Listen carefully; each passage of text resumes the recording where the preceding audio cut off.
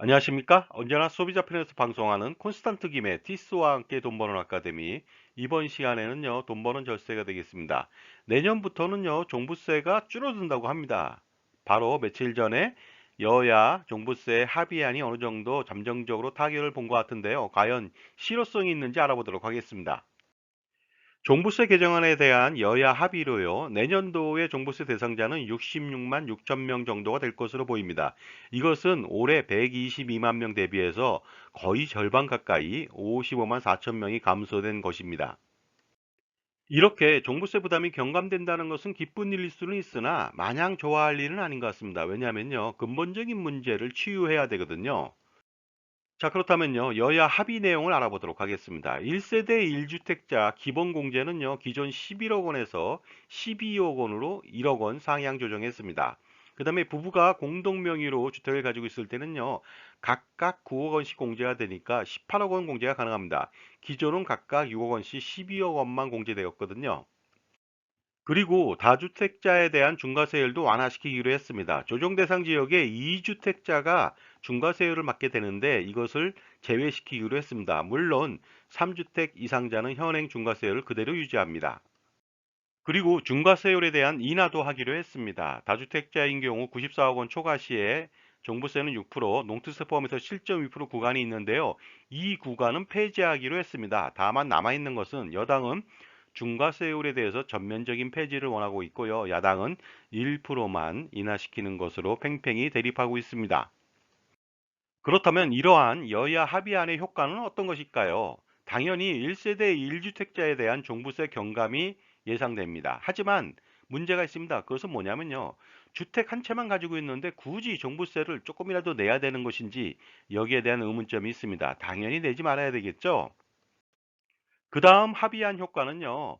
다주택자, 특히 조정대상 지역 2주택자의 종부세 부담이 완화된다는 것이 되겠습니다. 하지만 여전히 종부세는 평생 따라다니는 최악의 세금으로 남아 있습니다.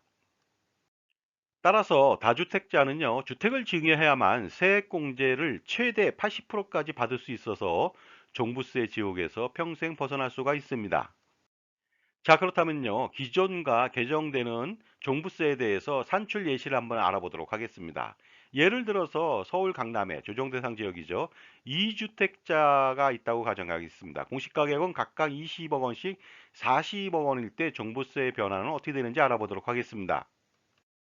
우선 종부세율을 알아보도록 하겠습니다. 1주택자인 경우에는요, 0.6%에서 3.0%, 그 다음에 조정 대상 지역 내 2주택이거나 3주택 이상인 경우에는 1.2%에서 6.0%, 여기에다가 농투세 20%까지 감안하다 보니까요, 최고 3.6%에서 7.2%라고 하는 엄청난 세금을 부담해야 됩니다.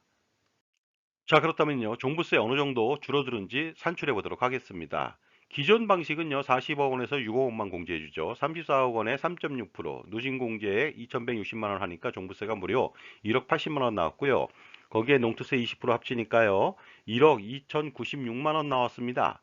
그런데 변경된 개정안에 따르면요, 40억 원에서 9억 원을 공제해 주고 31억 원에 대해서 1.6%, 780만 원 누진 공제하니까 종부세는 4,180만 원으로 푹 떨어졌습니다. 농토세 포함해도 5,016만 원밖에 안 되다 보니까요. 어떻습니까? 반 이상 줄었죠. 무려 7,080만 원이나 절감됩니다. 하지만 1주택을 증여한다고 가정했을 때는요. 종부세는 20억 원에 대해서 12억 원 공제받고 8억 원에 1.2%, 300만 원 누진 공제하니까 660만 원이고요. 전체적으로 792만 원밖에 들어가지 않습니다.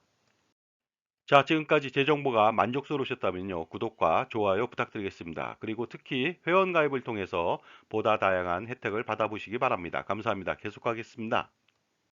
그리고 또 1주택인 상태에서 세액공제를 최대한 받는다고 가정해 보도록 하겠습니다. 종부세가 660만 원인데요. 80%까지 공제가 가능하죠. 그러다 보면요, 농투세 포함해서 겨우 159만 원만 내면 됩니다. 따라서 여야 합의로 조정 대상 지역 내 2주택자 같은 경우에는 종부세가 굉장히 많이 감소됩니다. 하지만 5,016만 원에서 사전 증여를 한다면요. 어떻습니까? 159만 원으로 무려 4,858만 원을 매년 줄일 수가 있습니다. 물론 이 돈보다 훨씬 더 많은 돈을 매년 줄이겠죠. 종부세는 늘어나기 때문에 그렇습니다. 따라서 이번에 종부세 개정안에 따른 여야 합의 내용도 제가 볼 때는 엄발의 오줌 누기가 아닌가 생각합니다. 물론 어느 정도 세금이 줄어듭니다만은요. 근본적인 문제, 쓸데없는 세금을 만들어서 가렴주구를 만들어 놓고 나서 찔끔찔끔 줄여주는 정책이 아닌가 생각합니다. 그러므로 종부세에 대한 근본적인 해결 방안은요, 세율이나 기본공제에 약간 더해주는 것이 아닙니다. 근본적인 문제를 해결해야 되겠죠. 그러므로 바로 증의하는 것이 답이 될 수가 있습니다.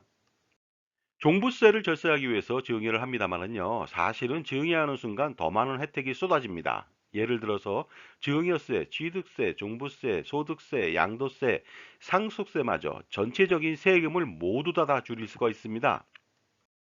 그러므로 다양한 증여 스킬을 발휘해서 지금 당장 증여하는 것이 가장 중요한데요. 올해가 가기 전에 반드시 하셔야 되겠는데 지금 어떻습니까?